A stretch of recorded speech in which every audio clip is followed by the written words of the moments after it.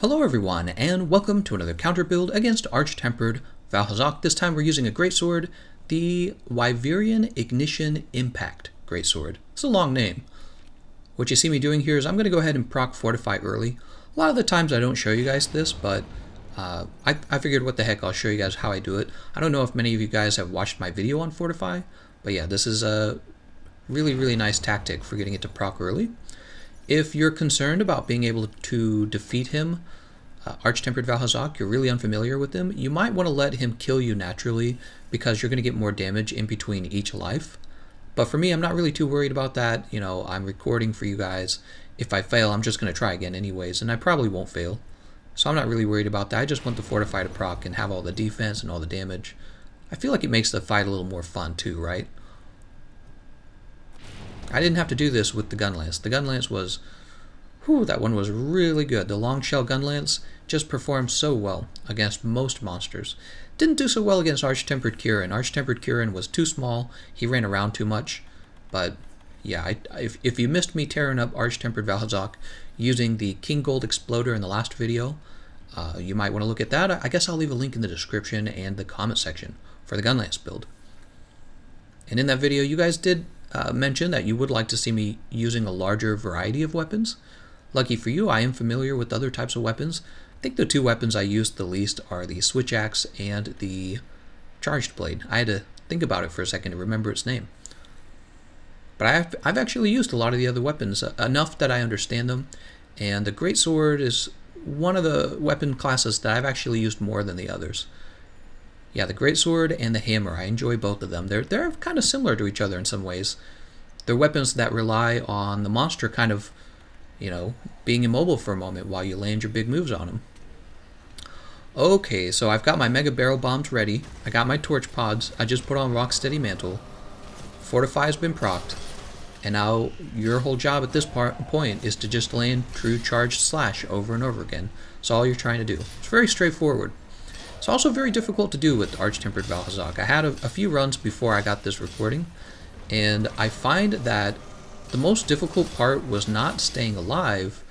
What was most difficult was actually landing your third slash, right? Your true charge slash. It's really hard to do that against him because he's constantly, taking a lot of damage there.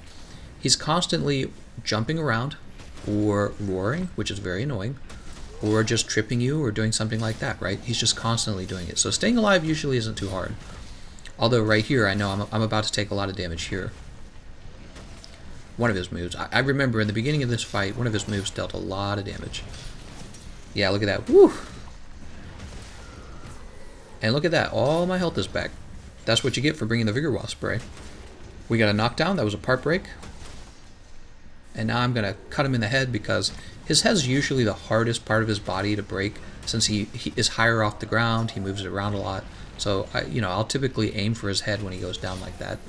Depends on where I'm standing. Like if I'm not anywhere near the head, I'll just go for whichever body part I can reach in time because I want to have time to charge up 3 slashes.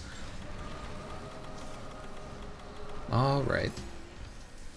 Rocksteady Mantle is over. Rocksteady Mantle is really important, right? Because you don't get interrupted when you have the Rocksteady Mantle on. That means you get your true charge slash. I can't say that word. True charge slash. It's like a tongue twister. It means you get it out more often when you're using the Rocksteady Mantle. When you're using the Temporal Mantle, he actually will interrupt it, so you don't get that combo. You don't finish it. Another part break, and that means another knockdown, and I'm aiming for his head again. That's really great. I've probably gotten a fair amount of damage on his head, and that will allow me to break it later. Alright. Turf War. Turf War, it basically means you're going to get another free combo out. So really pick where you want to start that combo. You don't want to miss out on this. He does kind of stand on his hind legs, so I kind of go for his tummy a bit. Yeah, see, I went for his tummy.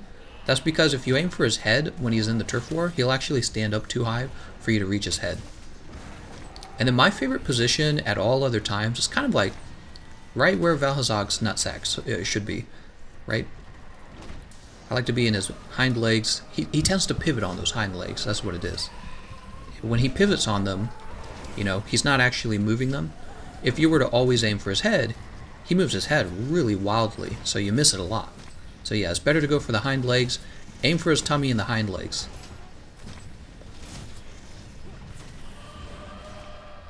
Aw, just barely missed that.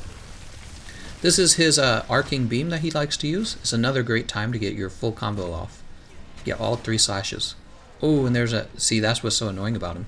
I almost finished that combo, but he interrupted it. He didn't really do any damage, you know what I mean? Like, I'm not worried about staying alive. But, yeah, I didn't get to finish my combo. So you can actually waste a lot of time when you're using the... Oh my god, those guys are annoying. You can actually waste a lot of time with the Greatswords if you're not already kind of practiced with it when you fight them. Here we are.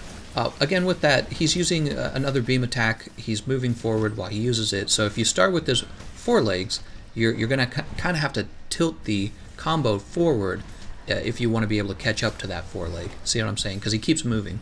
The other option is to try to start on his head, but there's a risk that you actually get hit by the beam, so you have to be careful with that. And now we're just waiting for the mantles to come back. We're waiting for the Rocksteady Mantle and the Temporal Mantle, and we're going to try and do as much damage as we can while those are on cooldown.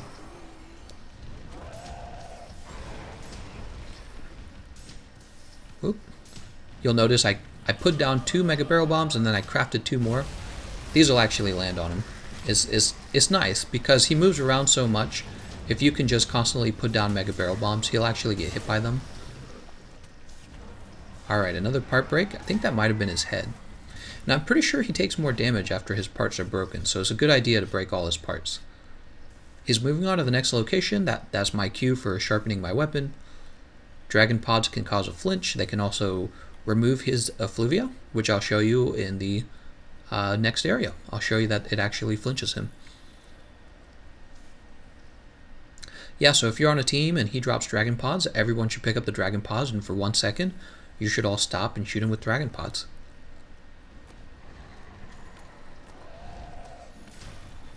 Oof. You know, I remember thinking he was going to do a different move, and then I just got ran into. I didn't even try to roll out of that. Alright, there's the flinch. If he had effluvia on himself, that would have canceled the effluvia. Just a tip for people who aren't very familiar with Vaal Hazak. Of course, if you're not familiar with Vaal Hazak, what are you doing fighting Arch Tempered Vaal Hazak? I'm gonna get these little vitality flower, right? You gotta take advantage of your environment.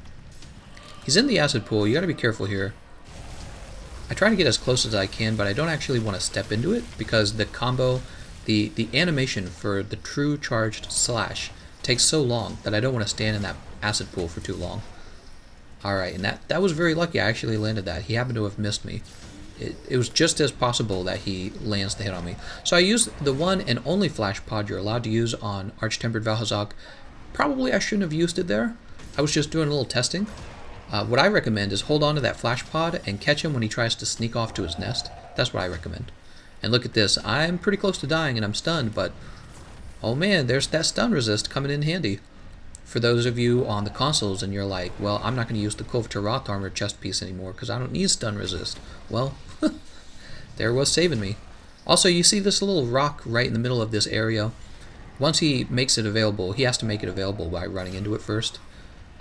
You can chill around the rock and use it to get a mount on the monster, which is what I'm trying to do here, but he is just knocking me all over the place. Alright, I need one more hit to get the mount. Look at that. Last second lag on the hit there. And now I am just spamming the Y button. You can see while I'm doing that, I'm getting the Rocksteady Mantle ready. It's because I use the quick tab a lot. I actually haven't created a menu with my radio menu for using items. Like I use the radio menu for crafting, but I just use the quick bar for actually using an item. Alright, so that was kind of annoying with the mount. Did you guys notice that I didn't actually get to use the attack at the end of it? I don't know how that works. Maybe somebody in the comment section can explain why after you've mounted a monster, there seems to be a pretty fair chance that you don't get to use your finishing move on the monster in the air, or you know, during the mount. Sometimes the monster just gets knocked over and then it was like a huge waste of time, which in that case it was. Ooh, look at all that damage. Alright, so the Rocksteady Mantle is out. That means this is your window to do tons of damage because your true charged slash can't be interrupted here, right? So this is where you can deal all of your damage if you if you happen to put yourself in the right position and he happens to stick around long enough. I'm just taking tons of damage from the effluvia. You'll notice on the right side of my screen the damage taken was reduced. That's the protection skill. I only have one level of the protection skill, but guess what? I still took it. That's because you're guaranteed to save a lot of health with that skill when you're fighting against effluvia. Effluvia is a DOT that procs many times, and that means you're statistically you're going to get a lot of use out of protections, you know. And I really feel like that actually helped. Alright, I'm just trying to get a little more damage in. He's running off to his nest. Vaal Hazak's nest is a little trickier to fight on because he turns it, he surrounds it with acid, so it gets a little trickier to use it. Unfortunately, I didn't really get the most out of Rocksteady Mantle, but that's okay because he's almost dead. Yeah, see, that would have been a great time to have a flash pod, don't you think? If I had the flash pod, I could have interrupted him. But now we're going to do this. We're going to wait for him to do his animation. I'll get to use a wake up attack on him, but if you really think about how much time this all takes, it's really not worth it. It would have been better to use a flash pod and then keep fighting him. Alright. Trying to land one more hit on him before he goes to sleep. Boom. Right on the head. And now he's going to turn his little nest here into acid, so I'm going to back up. I don't actually have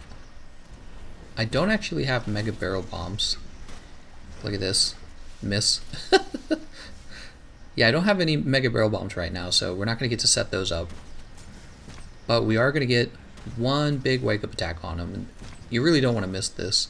That's why I used the tackle to reposition. You can also use the tackle to...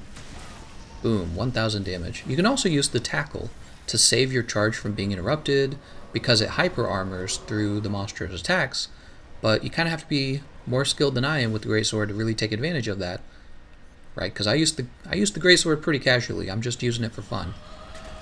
I'm not like a speedrunner here with it. And Vaal Hazak moves around so fast and so much anyways. It's almost like you don't really get an option, you don't really get an opportunity to use that tackle the way you'd like to. I'm probably wrong about that. Ooh, miss. Oh, no, it wasn't. No, that was a hit. It was a hit. Just wasn't a weak spot hit. I saw it. And here we go. Boom. He only had 49 health left. Imagine that. So there it is. Me fighting him with the Greatsword. I do have the build at the end like usual. That's how it's going to be for all my counter build videos probably. The time was roughly about the same as the Gunlance, despite the fact that I took that whole opening to set up Fortify. And here you can see my build. Feel free to copy this. Remember, for the augmentations, I want double health regen. And yeah, I want to thank you all for watching, and I'll see you guys next time.